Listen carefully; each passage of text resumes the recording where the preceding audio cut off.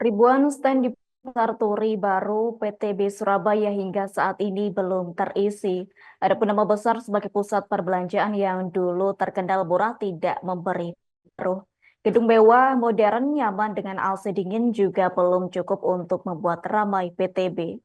Lokasi strategis di tengah kota dekat dengan Pasar Turi tidak jauh dari tol juga belum bisa mengembalikan kejayaan Pasar Turi yang dulu dikenal sebagai pusat grosir yang murah dan selalu ramai.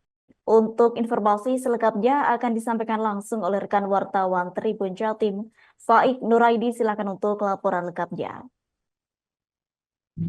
Baik, terima kasih rekan Nadila dan para tim semuanya yang saat ini tengah berada dimanapun. Di Surabaya saat ini memang tengah menjadi perbincangan sebuah pasar turi besar. Nah, siapa yang tidak kenal dengan pasar turi yang berada di Surabaya? Dulu memang ini adalah sebuah ikonik pusat perdagangan yang terkenal murah, pusat grosir, aneka kebutuhan semua ada di pasar turi.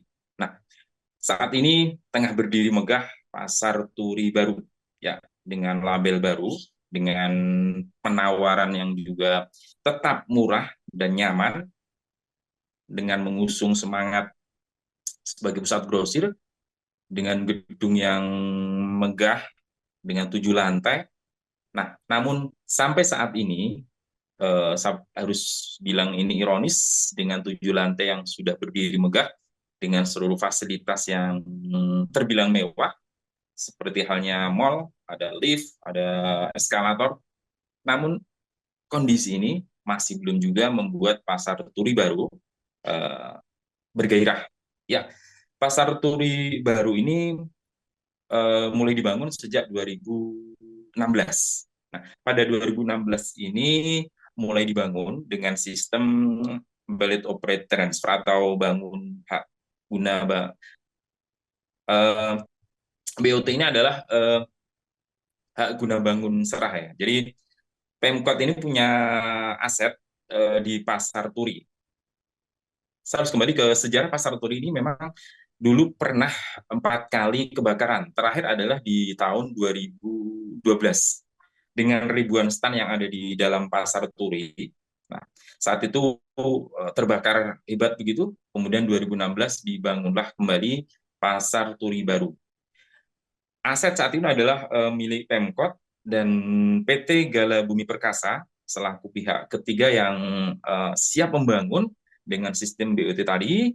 uh, sudah ada kesepakatan dibangunlah pasar turi baru dengan jumlah sekitar 4 ribuan lebih stan. Nah, diklaim oleh PT Gala Bumi Perkasa sebenarnya sudah ada 2 ribuan stan yang sudah terisi. Tentu masih ada ribuan lain yang belum terisi. Namun saat kami mengecek langsung di lokasi Pasar Turi Baru di Surabaya, tepatnya hanya berjarak berapa puluh meter dari stasiun Pasar Turi dan sekitar 30 menit dari pusat kota Surabaya, kurang dari 30 menit dari balai kota begitu, dan tidak jauh dari exit tol. Nah, namun dukungan itu tetap tidak membuat gedung 7 lantai ini diserbu oleh pedagang baru maupun pedagang lama. Pedagang lama yang mestinya ribuan pedagang atau pemilik stan itu mengisi stan pasar turi baru, ternyata mereka juga tidak saya temukan waktu saya jalan-jalan di setiap lorong di pasar turi baru. Ya, dengan 7 lantai yang ada, saya melihat hanya 2 lantai terbawah itu yang ada aktivitas niaga. Di situ terlihat di lobi utama terutama itu memang ada aktivitas niaga, aktivitas para pemilik stan membuka stan mereka, seluruh aneka kebutuhan terutama fashion dan segala aneka macam kebutuhan ada di pasar Turi Baru. Namun saya melihat masih belum ada transaksi jual beli yang sesuai harapan. Jadi di situ hanya mayoritas adalah para pedagang yang buka hanya sekedar buka. Bahkan saya berhasil menemui mereka dan para pedagang mengaku saat ini memang sepi sejak diresmikan 2016 itu memang ada harapan baru. Saat ini sepi. Pada saat 2016 sampai 2016 dibangun itu masih proses pembangunan hingga tuntas di 2022. Mohon maaf. Jadi 2016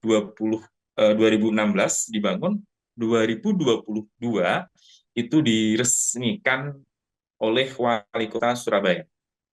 Wali Kota Surabaya Eri Cahyadi memang saat itu punya harapan besar akan kembalinya ikonik pusat perdagangan, pusat grosir di Surabaya akan kembali bangkit dan kembali bergairah hingga menggerakkan ekonomi Surabaya.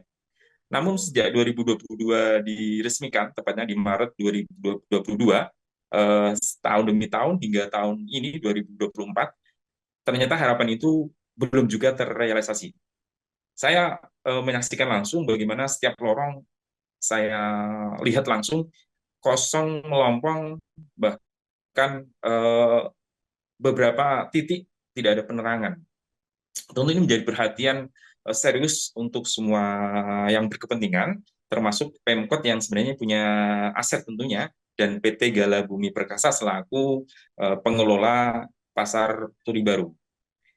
Kami belum uh, bisa mengkonfirmasi atas kondisi ini kepada PT Gala Bumi Perkasa. Namun pedagang saat ini mulai mengeluhkan bagaimana dia harus diwajibkan untuk buka setiap hari.